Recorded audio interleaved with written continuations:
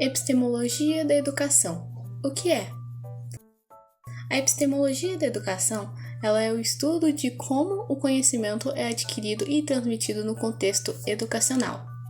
Em outras palavras, ela investiga as bases teóricas do processo de ensino e aprendizagem, buscando assim entender como construímos o conhecimento e como podemos melhorar esse processo, assim sendo conhecida também como teoria do conhecimento. Por que ela é importante? Ela define os objetivos da educação, influencia os métodos de ensino e avalia a qualidade do ensino.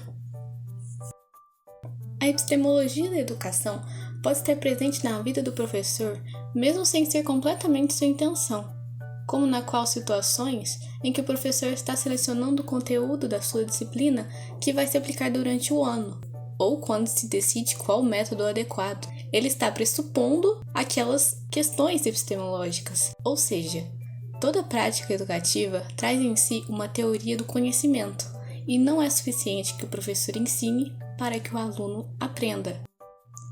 Também, outro fator importante para o conhecimento é a verdade, e há 3 concepções dela: verdade por correspondência, verdade pragmática e verdade por coerência. Verdade por correspondência é quando uma afirmação é verdadeira quando o que ela descreve corresponde a um fato existente no mundo. Por exemplo, o gato está dormindo no sofá. Para que essa afirmação seja verdadeira, o gato precisa estar fisicamente presente no sofá em estado de sono. Verdade pragmática é quando a verdade é aceita pela sociedade e é útil ser verdadeira se na prática produzir resultados satisfatórios. Por exemplo, a melhor rota para ir ao trabalho é pegar a Avenida Brasil. Essa afirmação será considerada verdadeira se, ao seguir essa rota, o indivíduo chegar ao trabalho no tempo previsto. Verdade por coerência é a verdade se todos concordam por ser verdade, quando ela faz sentido. Por exemplo, a ciência é importante. Todos concordam com esse fato por haver provas dessa afirmação na maior parte do tempo. Com a teoria do conhecimento, entramos em outra questão importante. Como o professor pensa o conhecimento quando ele ensina o conhecimento? E aí, teremos 3 formas de aplicar o conhecimento. Pedagogia diretiva é quando o professor é o foco na sala de aula, correndo o risco do autoritarismo dentro da sala, onde o professor também considera o aluno como alguém que não possui conhecimento prévio algum. Pedagogia não diretiva é quando o aluno é o foco. A escolha dos conteúdos do professor serão em torno do interesse do aluno. Pedagogia relacional é quando tanto o aluno quanto o professor são o foco na sala de aula. Eles se relacionam dentro desse meio, gerando assim o equilíbrio. Há também 4 teorias dentro da epistemologia, que são o maior destaque, que são as concepções epistemológicas. 1. Concepção inalista. Essa concepção tem uma grande influência no racionalista.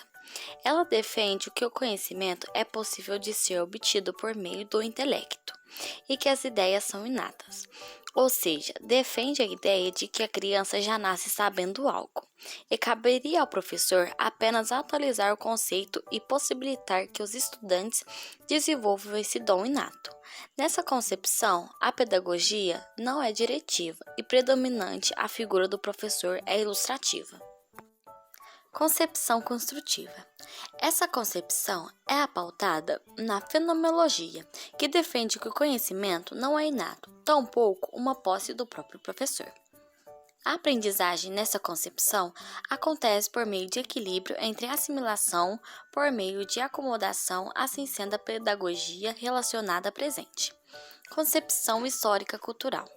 Essa concepção acredita que o desenvolvimento das pessoas ocorre por meio de interações dialéticas que há desde o nascimento entre o ser humano e o meio social e cultural em que se insere.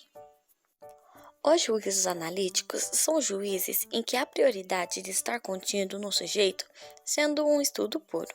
Por exemplo, quando dizemos todo triângulo tem 3 lados.